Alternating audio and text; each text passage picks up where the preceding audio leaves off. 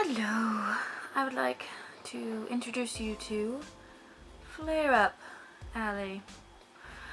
This is actually what I look like most of the time, and this is usually where I am most of the time. I'm on day 3 of my period, which is usually when I have the worst endometriosis flare-up. So I've been pretty much here like this or with my eyes closed for the past 2.5 days. I did, however, get some laundry done earlier. I put a load of laundry in and helped hang some clothes up, so that is actually a lot of activity for a day like this. I just don't really have a whole lot to talk about because my brain is often really fuzzy on days like this, and also I've been taking my medication, like as much as my pain medication as much as possible, so that I don't feel like I'm being ripped apart from the inside. So that also makes me a little bit loopy. Yeah, like I just feel really spacey and kind of drunk, to be honest, but without the hangover, I guess. So that's fabulous.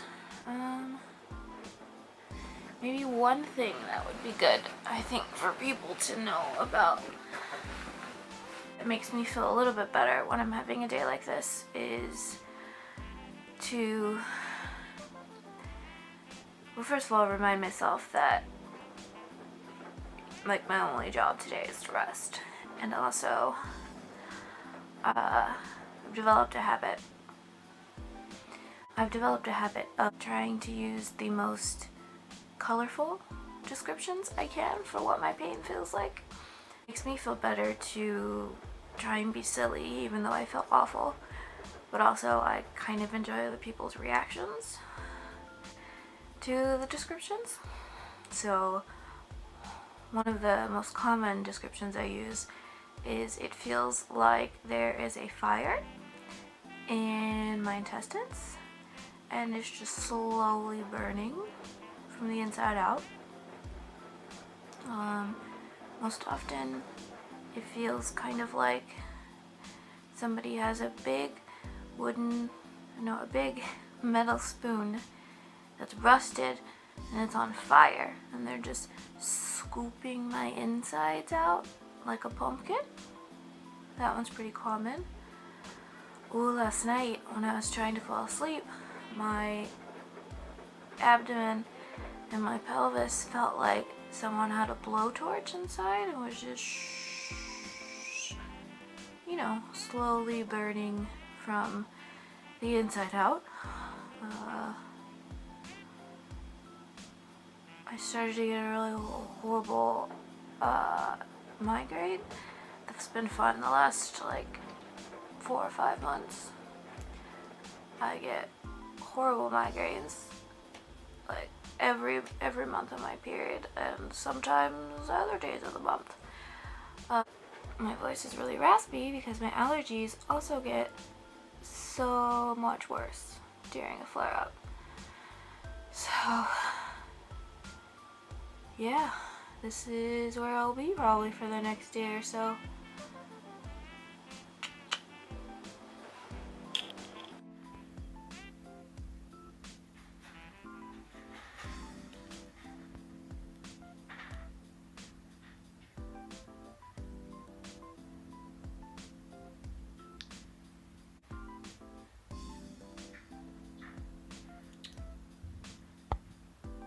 So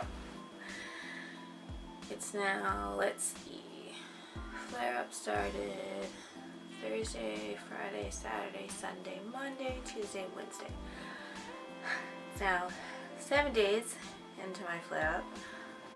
I'm past the sleeping all the time, exhausted phase mostly, as you can tell because I got dressed and I'm not laying down.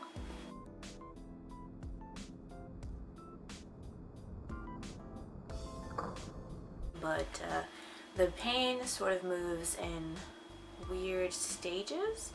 So those first few days when I'm sleeping basically all day, the pain is like I described it, and then it just sort of lingers, but also lightens up just a touch, but not enough to also like wish that somebody would help you rip your insides out instead of having to feel what is happening in them right now. And then my migraine is back, and I also have a horrible kink in my neck. From how I was sleeping the other night. To try and get pressure off of my belly, I was sleeping in a weird way that hurt my neck, so now my neck feels like somebody has a knife stuck in it, and it's hard to turn my head, so that's fun.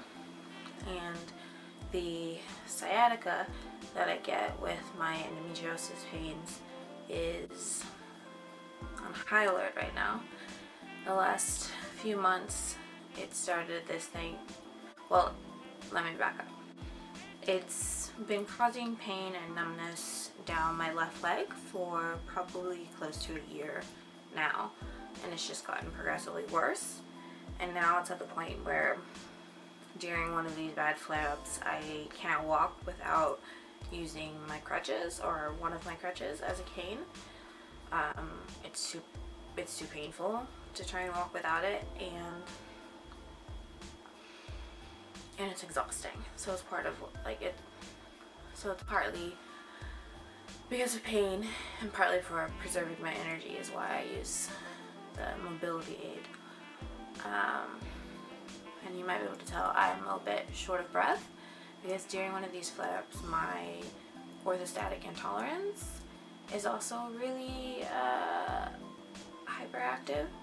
So the dizziness I feel and the lightheadedness, the nausea, and the heart racing, so the tachycardia that I feel when I'm sitting or standing upright is really bad right now. So it's making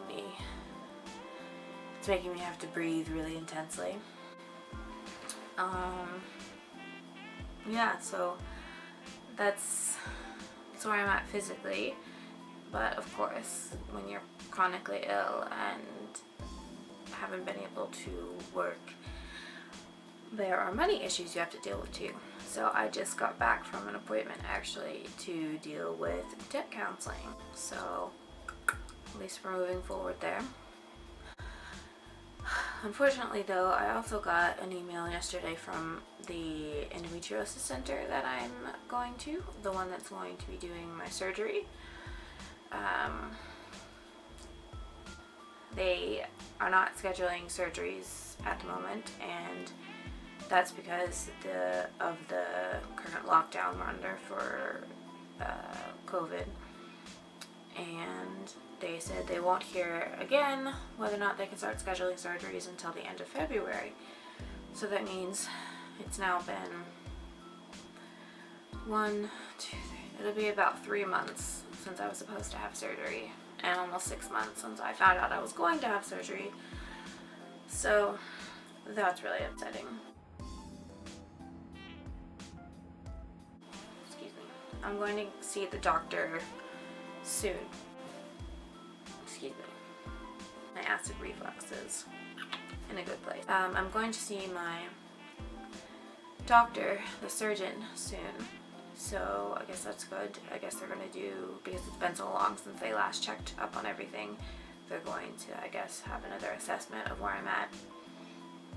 And also I'm going to talk to them about some other pain management options because I'm in such horrific pain all the time now. And when you try something different, the medication I'm taking is not helping. I mean, it's helping, but it takes the edge off. It only basically takes the edge off, or it puts me to sleep for several days when I take it as often as I have to take it for the pain. So I'm not really functional. Yeah. Hopefully those things will get sorted, and I'll just keep moving forward and keep going to therapy. That's helping. I have an appointment this week, which will be really good because my head's in a weird place because of hearing that my surgery is postponed still. So, yeah, don't know. I'm gonna hopefully edit this video and post it today, and then probably take a nap because the migraine is making my eye like hard to open, and my eye is really tired. I don't know how else to explain it. If you know, you know. So yeah, I just thought it was important to show what a flare-up does to my life, and it just felt authentic when it happened to try and document it for myself and hopefully for other people who feel like they're going through something like this all on their own. Because I know for me, I often feel really lonely when I'm going through, especially when I'm going through flare-ups like this, and it just feels like it's never gonna end, and it feels like,